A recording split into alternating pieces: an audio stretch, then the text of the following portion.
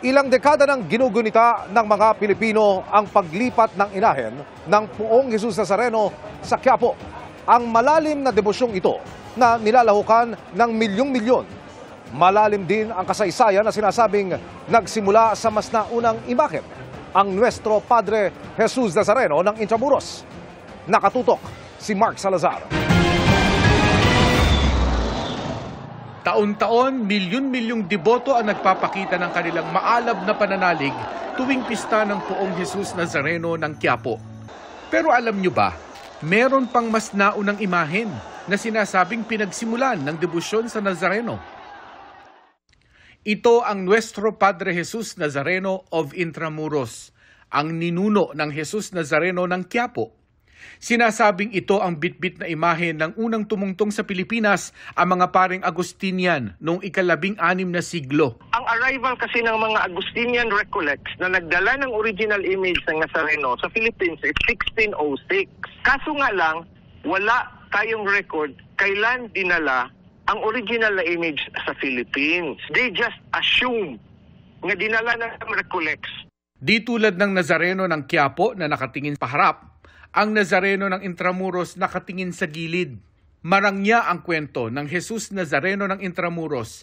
Sinasabing ang imahen ay tadtad ng diamonds sa kanyang regalia. May gold and silver sa kanyang damit at sapatos. It's possible dahil ang Nazareno na original, ang Nazareno ng mga mayayaman, ng mga taga-Intramuros, ng mga Kastila, ng mga alta sosyedad. Sa kanyang dambana noon sa simbahan ng San Nicolas sa Intramuros, angat at sentro ang imahen ng Jesus Nazareno.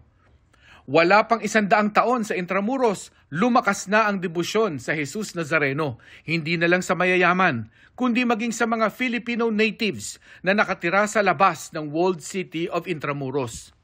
Kinailangan na ang ikalawang imahen para sa dumaraming deboto. At that time, ang Intramuros walled city may time na buksan, may time na isarado. Nasa labas ang mga Pilipinos. Kaya hindi makapasok. Nag-demand ang obispo na maglagay ng pangalawang image diyan sa Quiapo so that may access ngayon ang mga tao. Kaya nga, there are two Nazarenos now. Ang Nazareno guwapo o para sa mga mayaman, ang Nazareno itim para sa mga natives. Sa unang bahagi ng ika-17 siglo, sinasabing dumating ang ikalawang Jesus Nazareno mula sa Mexico at ayon sa historical records ng Order of the Augustinian Recollect, sa pagitan ng 1767 to 1787, inilipat naman ang ikalawang imahen mula Intramuros papuntang Quiapo para maging Nazareno ng Masa. Ang paglilipat na ito ang ginugunita taon-taon sa pamamagitan ng traslasyon. Ang imahe ng Quiapo na ngayon ang sentro ng debosyon sa Jesus Nazareno. Pero pagsapit ng ikalawang digmaang pandaigdig, kasama sa mga napuruhan ang dambana ng Nazareno ng Intramuros. At ang tanging natira dito ngayon, ang historical marker na ito.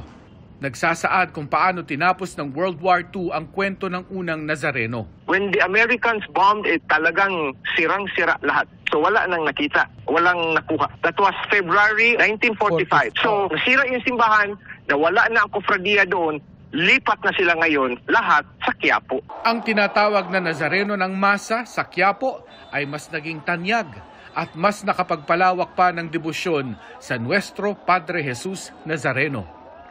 Para sa GMA Integrated News, Mark Salazar, nakatutok 24 oras.